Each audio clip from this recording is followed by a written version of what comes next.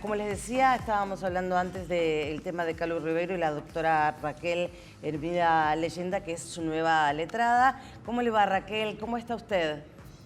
Muy bien, muchas gracias. Gracias por atendernos. Bueno, queríamos saber cómo estaba la situación de Calu. En principio, no sé si usted lo puede decir o es parte de alguna cuestión profesional que quedará en su estudio, porque ella decide cambiar de abogado. Bueno, en realidad, después de la lucha que llevó a cabo por 3 años Anita Co, en la denuncia que le inició Juan D'Artés por injurias, y Anita Co gana, por supuesto, la causa, es sobreseída y definitivamente. Entonces, Calo empieza a preguntarse, bueno, pero ¿por qué yo no puedo luchar como Anita?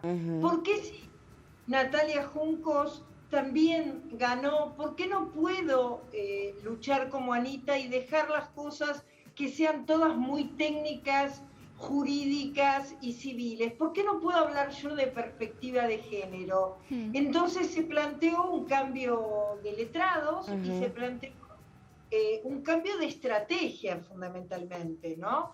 En la estrategia nueva, lo que pretende hacer Calu es demostrar que fue una víctima de abuso y que como tal merece ganar el expediente que le inició D'Artés, y que D'Artés no tendría ningún derecho a reclamar nada frente a una víctima de abuso.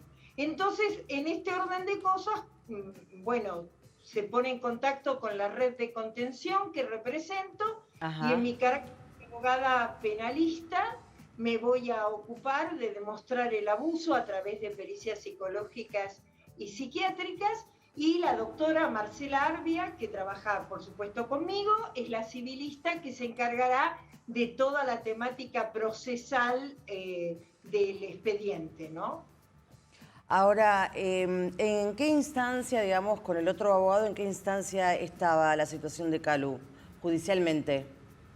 Bueno, tengo que comentarles que no era una situación del abogado de Calu para nada, sino que era una situación de D'Artés.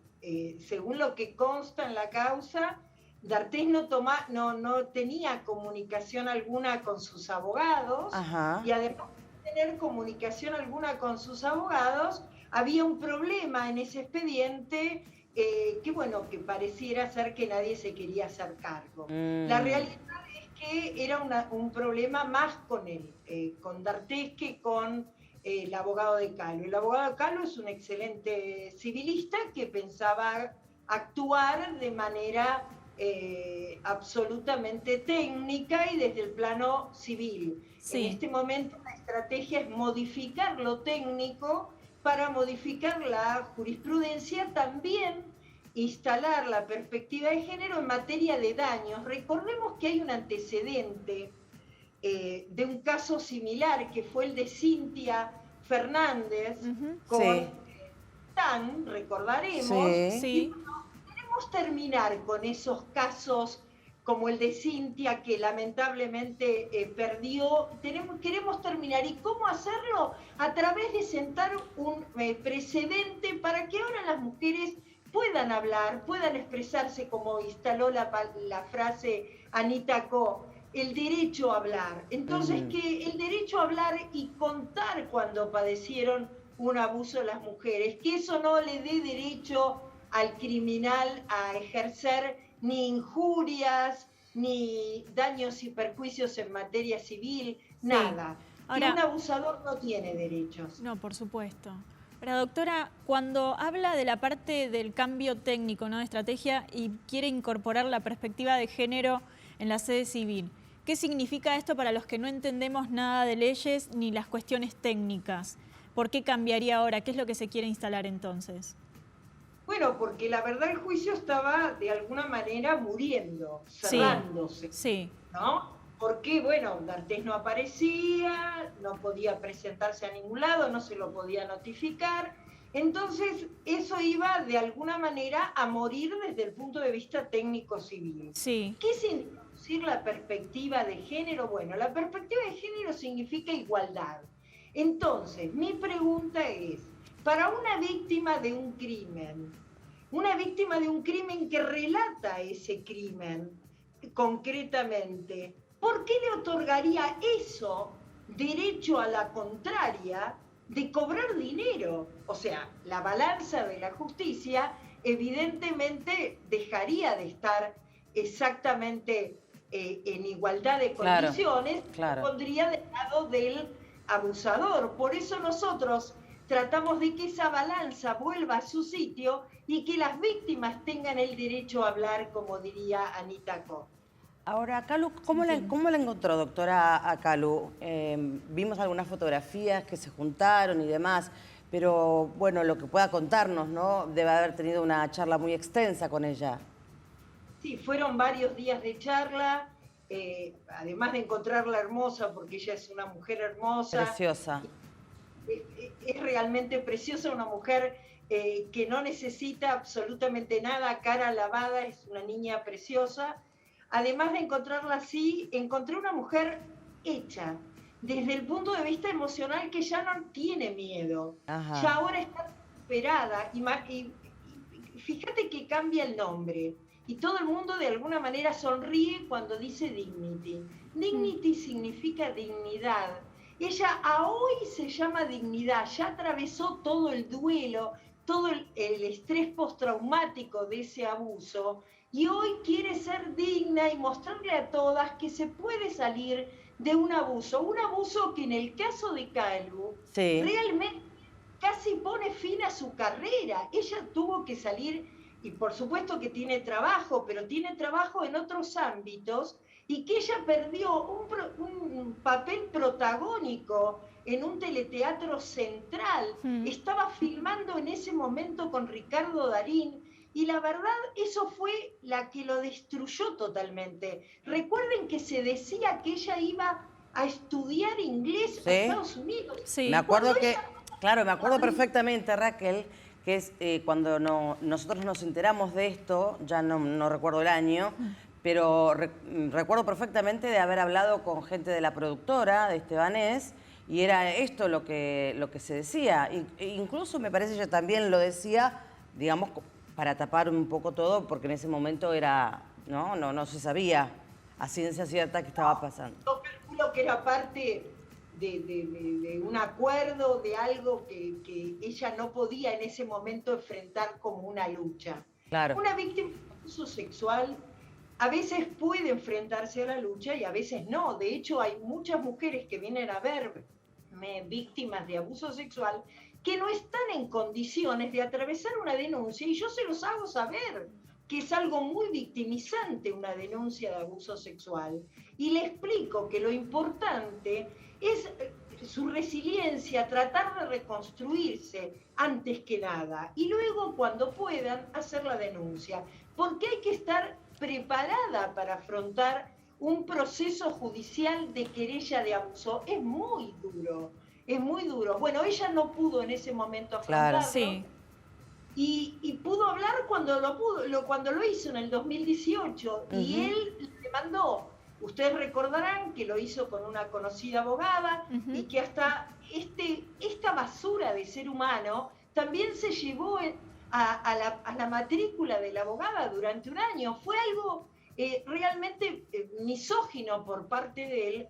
Y hoy, bueno, con otros abogados sigue esta tesitura de ver qué hicieron por mí, cómo me defienden, y recordemos que el día 30 de noviembre comienza el juicio de abuso sexual agravado con acceso carnal contra D'Artés, y la víctima es Thelma Fardín. Ese juicio se va a llevar a cabo en Brasil, y ese mismo día, a las 2:30 de la tarde, en Buenos Aires, en la Fiscalía de la Mujer, va a declarar Calu, y a las 16 horas va a declarar Anita Ko. Van a contar lo que padecieron con él, como, digamos, testigos de Thelma.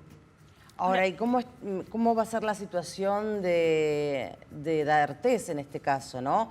Obviamente que se tiene que presentar el juicio. Sí, bueno, ya está ubicado, ya saben dónde está, ya está así debidamente citado. recordemos que la causa de Anita fue la que proporcionó los domicilios de D'Artés, porque se le adjuntaron a la entonces abogada Sabrina Cartavia, que bien defendió a Telma, y Sabrina, bueno, por supuesto lo aportó a la causa, y entonces comenzó toda una búsqueda de D'Artés a través del Brasil, que fue localizada, y ustedes lo saben, y que bueno, el día 30 de noviembre deberá comenzar el juicio contra él, un juicio donde, a mi criterio, va a quedar detenido claramente, y que va a ser condenado por abuso sexual, porque no hay dudas y están todas las pruebas que se llevaron a cabo en Nicaragua, pruebas muy importantes que evidentemente acreditan el abuso, no solamente testimoniales, sino pruebas de toda índole, ¿no? Ahora, con respecto al tema del trabajo, ¿no? de Calu, ¿ella siente o le transmitió ella que las productoras le cerraron las puertas? Hoy por hoy, bueno, ¿eh? No, nosotros sabemos que Telefe tuvo un protagónico hace muy poco tiempo, ahora no, pero en el momento sí, O sea, denunciar un abuso es considerada problemática en todo lugar de trabajo, no en la televisión. Sí. No, hablo por lo del trabajo, digo, porque bueno, Calu es actriz, pero específicamente hablo del laburo de ella, ¿no? Del trabajo. Pero sí, entiendo lo que usted dice, ¿no? Es en cualquier ámbito laboral. En todos los ámbitos, no importa realmente en cuál es ser considerada problemática, ¿no? Y la gente empieza a huir, ¿no? Porque tiene miedo de ser convocada como testigo, la gente plantea desconfianza, y bueno, la cantidad de gente que salió en un primer momento a defender a Juan D'Artés, que la verdad, sinceramente, lo hizo también por miedo a perder su propio trabajo, no porque considerara que Juan D'Artés era inocente. Ahora, escuchándola, doctora, son todas las mujeres que hemos nombrado, son mujeres reconocidas, importantes, tienen los contactos, tienen las herramientas, y así todo escuchamos de la lucha de cada una de ellas, por lo menos de Calu, desde hace años, y sigue sin respuesta. No quiero ni pensar lo que pasa con una mujer que no tiene los recursos.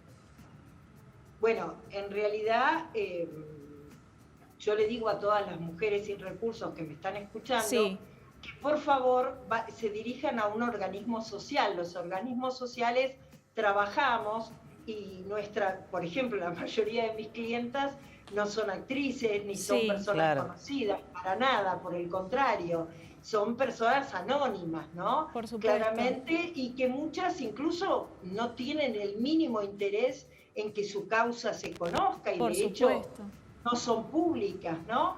Pero bueno, aprovechamos este tipo de causas donde sí las mujeres son públicas para avisarle de algún modo, notificarle a las otras que no están solas y que hay un montón de organismos sociales, y yo doy clases permanentemente a abogadas, a colegas, a los fines de prepararlas en la temática de los delitos contra la integridad sexual, en los delitos de violencia de género, porque recordemos, la violencia de género, por definición, desde el 2014, es materia penal, es un delito. La violencia de género es un delito permanente. Esto es clave. Entonces, es un delito parecido a lo que sería una privación ilegítima de la libertad o a un secuestro sin dinero de por medio, ¿no? Claro, esto es clave, hay que puntualizarlo. Es materia penal, y que bueno, que estamos siendo muchas las abogadas que nos dedicamos a eso. Si bien yo puedo ser la más vieja, hay muchas mujeres que ya están trabajando y que tienen escasos 20 años, pero ya se dedican a eso, como colegas como Sabrina, que son mucho más jóvenes que yo, Sabrina Cartavia, que sí se dedica claramente a la misma temática. Bueno, pero la tienen a la maestra, Raquel, que es usted. Sí, me tocó ese papel. Debe ser por ser la más grande. Bueno, Raquel, siempre es un placer charlar con usted, y más en este caso, bueno, con el cambio de abogado, y bueno, seguiremos obviamente de cerca todo esto, y más en noviembre, ¿no? Sin duda, en noviembre esperamos que ustedes nos acompañen, porque es muy importante para los medios de la Argentina y los medios de Brasil que esto se haga muy público, porque en Brasil se están movilizando mucho por este caso. No es que pasa desapercibido. Claro, Las claro. actrices brasileñas están trabajando para la condena y de la verdad, ¿no? El conocimiento de toda la verdad de lo que este hombre ejercía mientras trabajaba muy cerca de nosotros. Bueno, muchísimas gracias, doctora Leyenda. Un placer. No, muchísimas gracias a ustedes, un gusto, como siempre. Gracias, gracias. Bueno, ahí estaba. Bueno, veremos qué sucede, ¿no? En noviembre.